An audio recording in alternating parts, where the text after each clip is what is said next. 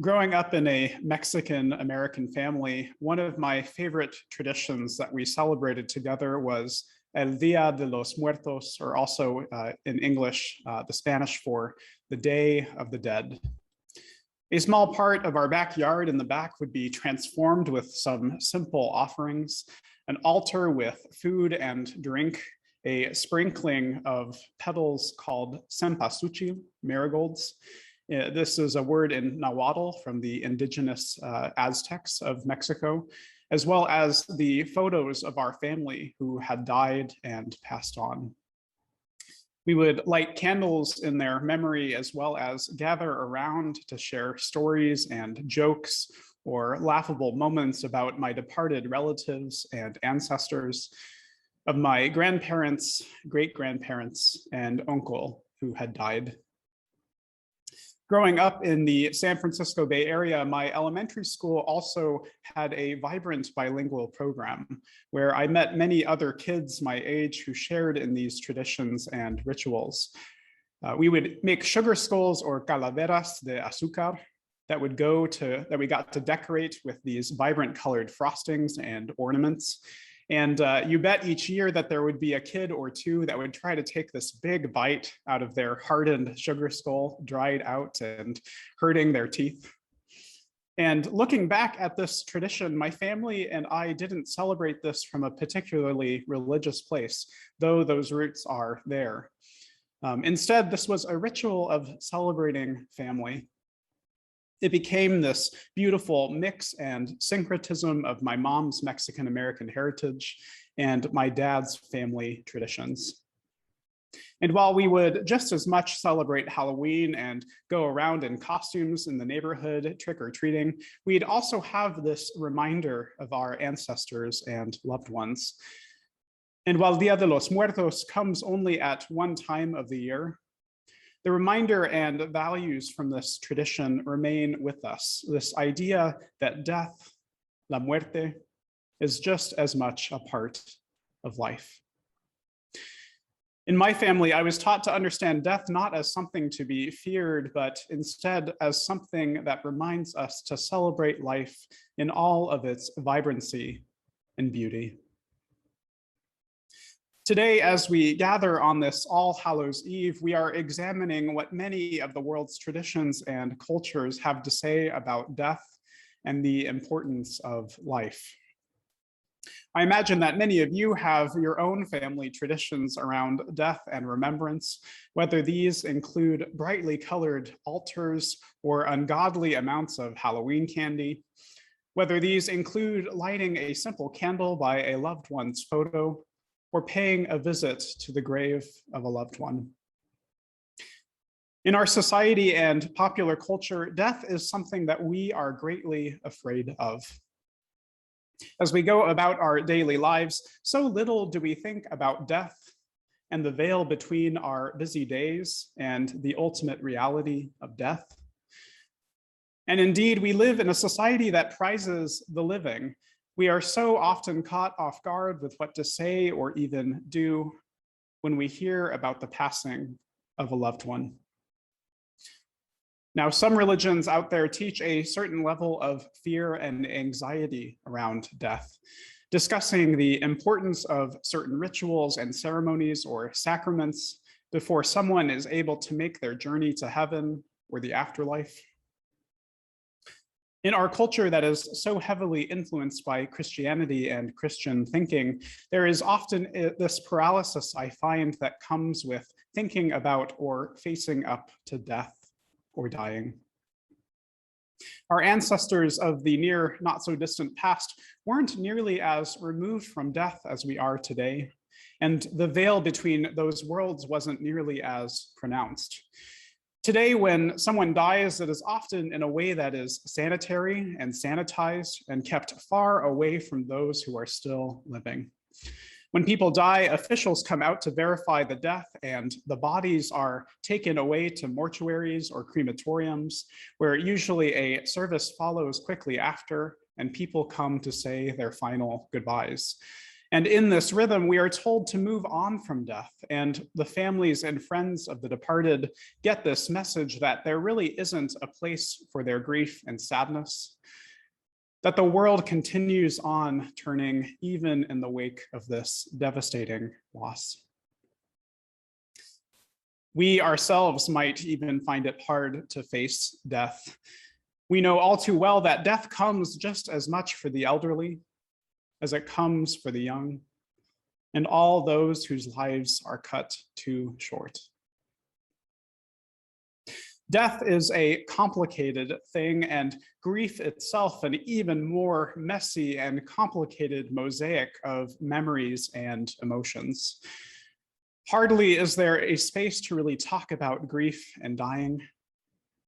And in our grief, we often answer with the perfunctory, I guess I'm doing okay, and I'm doing fine. And the conversation moves on, steering far away from what we find as difficult or even awkward to talk about. Yes, our ancestors of years past had a different relationship with death and life's natural rhythms. With the syncretism between Catholicism and indigenous beliefs across Mexico and parts of Mesoamerica, these two systems fused to bring All Saints' Day and All Souls with the celebrations of the conquistadores, or the conquistadors, with those of the indigenous. In Aztec culture, the skull itself was used as a symbol to honor the dead about a whole millennium before Day of the Dead even emerged as a celebration. Skulls were a symbol of the fearlessness of death, of how those who have died would feel bad, even insulted by our mourning or sadness, those who were living and remembering them. So instead, these lively parades and celebrations and parties happen with music, the favorite food and drinks of the departed, as well as rich explosions of vibrant color.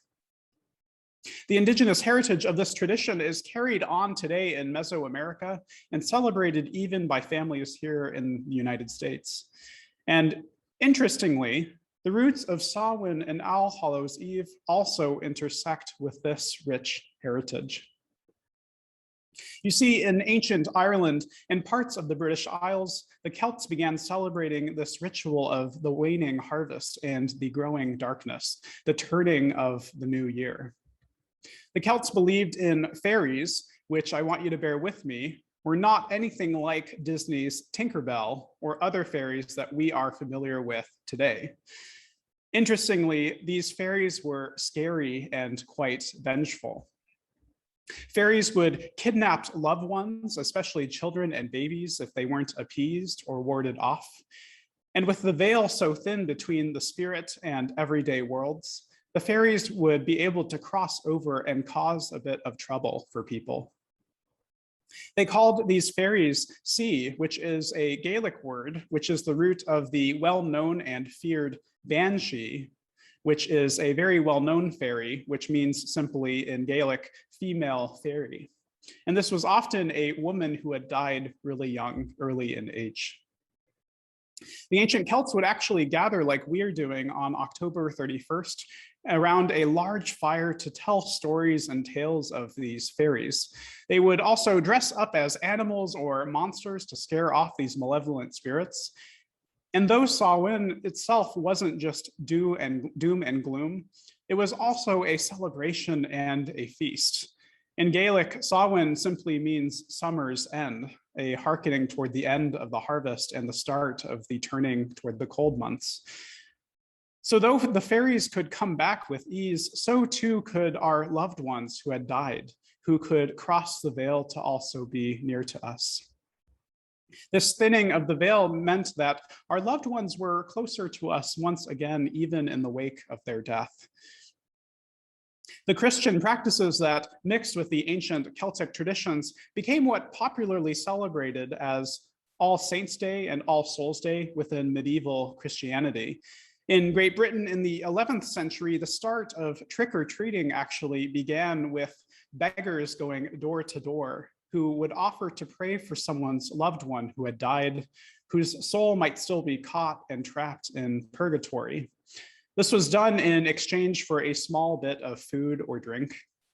And gradually, this ritual turned into this offering of these little tiny soul cakes, these little sweet cakes that could be offered not just to paupers, but also to kids who started to pick up this rich tradition and celebrate it. So this mixing of Celtic and Christian traditions would eventually be brought to the United States by Irish immigrants, especially those who were refugees of the Great Famine. The practice eventually gained greater popularity and then became a whole worldwide phenomenon that we know today as Halloween, the evening before All Hallows or All Saints' Day. Turning to the traditions of our own region, this land once stewarded by the Anishinaabe, they too had rich traditions around death and dying. When a relative would pass away, the family would light a fire in the home and keep watch over the fire for 5 whole days. The family would offer food, tobacco, and the 4 different sacred medicines as offerings for this spirit. They would place matches as well in the casket with the body, so that the person in the spirit world would be able to light their own fires to guide them along their journey to the afterlife. And according to Lee Staples, a spiritual leader and elder of the Anishinaabe, we have within us the Anishinaabe spirit, and we just occupy this physical body during our lifetime. There is a reason for us existing on this earth, a reason that Creator put us down for. I always think that it must be wonderful to know when you go down the path that you accomplished what Creator wanted you to do on this earth. Why is it that we turn to ritual in the face of death? And what is it about death and life that brings us to gather around fires and tables, telling stories and memories, to share good food and music, as well as our tears of sorrow and grief? None of us is meant to travel life's journey alone. Our earlier ancestors knew this in the importance they placed on celebrating and honoring death. Instead of being caught or stuck, these rituals helped them to turn toward death, despite what often felt like unimaginable losses. For early peoples, as well as ourselves, there was a need to make sense of these great losses in their lives. Stories of fairies stealing away the spirit of a baby or a child could help to explain the losses of child mortality. Likewise, the laughing in death's face with loud music, colorful skull masks, and dancing helped to give the living a way to simply move forward. These rituals helped to communalize a sense of loss in a time when these losses still felt unreal or unfathomable. And as a community, we too have known loss over the past 1.5 years of this pandemic. We have known the deaths of some really special and incredible saints and souls in our community. And we too still feel caught in our ability to mark these losses, being unable to gather physically together in this sanctuary to celebrate their lives. Even so, we know that those who have died remain with us still. We know them in the smiles of a stranger, in the laughter of a child. We see reminders of them almost everywhere in the world around us, noticing the things they enjoyed in life, eating and drinking their favorite foods and drinks. Their memories are alive in our own hearts and continue to shape our living. This is the immortality found in death, how no single one of us is truly gone or lost forever. As our reading tells us, they are part of the whole cloth of our lives. They are the ancestors, the goers before. Through this, we know immortality. Dear ones, I invite you to hold close to your heart a loved one that you are remembering in this time, a life beautifully lived, a spirit taken from this earth far too soon. As the veil itself tonight is at its thinnest, see if you can still notice those little things, those reminders that your loved one is drawing near to you still. And as each of these traditions teaches us, the fearlessness of Samhain, the celebration of El Día de los Muertos, the duty at the heart of the Anishinaabe fires, those who have died are never truly gone. They are nearest to our hearts and never really that far away. May we, the living, live our lives in celebration and honor of those who have passed beyond this veil, this divide between our lives and the way that our society teaches us to move past death so quickly. Through them, may we too know the taste of immortality that awaits, the ways in which the richness of life continue to inspire us even in death. May we create a world worthy of their legacy, a world that honors what mattered most to them. And may we be their beating hearts, their helping hands, inspired in our own lives to live lives full of goodness and love. May it be so, and amen.